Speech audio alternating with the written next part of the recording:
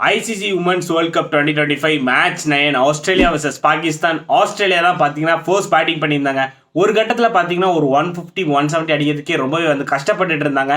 But ஓவராலாக பார்த்தீங்கன்னா 221 runs அடிச்சிருந்தாங்க. அந்த ஒரு சாம்பியன் டீமோட மைண்ட் செட்னா என்னன்னு நேற்று காமிச்சிருந்தாங்க.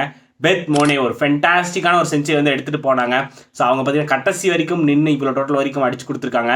ஆலனா கிங் கடைசியில் பார்த்தீங்கன்னா ஒரு சரியான ஒரு பேட்டிங் பர்ஃபார்மன்ஸ் அவங்களோட மேட் இன் 50 இந்த பர்டிகுலர் மேட்ச்சில் எடுத்துகிட்டு வந்தாங்க. சூப்பராக விளாண்டாங்கன்னே சொல்லலாம். அந்த ஒரு மெச்சூர்ட் நாக்கு காமிச்சிருந்தாங்க.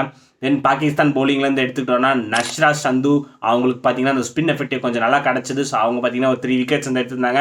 அதுக்கப்புறம் பார்த்தீங்கன்னா ஃபாத்திமா சனா தென் ஷமீம் இவங்க 2 பேரும் பார்த்தீங்கன்னா ஈச் 2 விக்கெட்ஸ் எடுத்திருந்தாங்க.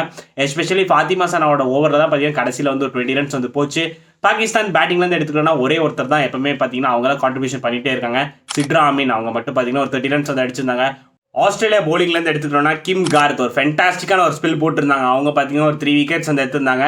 தென் மேகன் ஸ்கூட் அவங்க பவுலிங்க்கு பார்த்தீங்கன்னா இந்த பர்டிகுலர் பிச் யூஸ்ஃபுல்லாக இருந்தது. ஸோ அவங்க ஒரு 2 விக்கெட்ஸ். தென் ஆனபெல் சுத்தர்லேண்ட் அவங்க பார்த்தீங்கன்னா பேட்டிங்கில் கான்ட்ரிபியூட் பண்ண முடியலும் பவுலிங்கில் சூப்பராக போட்டிருந்தாங்க. அவங்க ஒரு 2 விக்கெட்ஸ் எடுத்திருந்தாங்க. ஓவரால் பார்த்தீங்கன்னா கம்ஃபர்டபுள் விக்டரி ஃபார் ஆஸ்திரேலியா, ஒரு ஹியூஜ் வின். இதோட பார்த்தீங்கன்னா டேபிள் டாப்புக்கும் போயிருக்காங்க. அதுக்கப்புறம் பார்த்தீங்கன்னா ஆஸ்திரேலியா பாகிஸ்தானுக்கு 17 ஓடியே விளாண்டுருக்காங்க. எல்லா 17 ஓடியே பார்த்தீங்கன்னா ஆஸ்திரேலியா தான் வின் பண்ணியிருக்காங்க. இதுலேருந்து என்ன தெரியுதுன்னா பாகிஸ்தானால் ஆஸ்திரேலியாவை டச் பண்ணவே முடியலன்னு தெரியுது.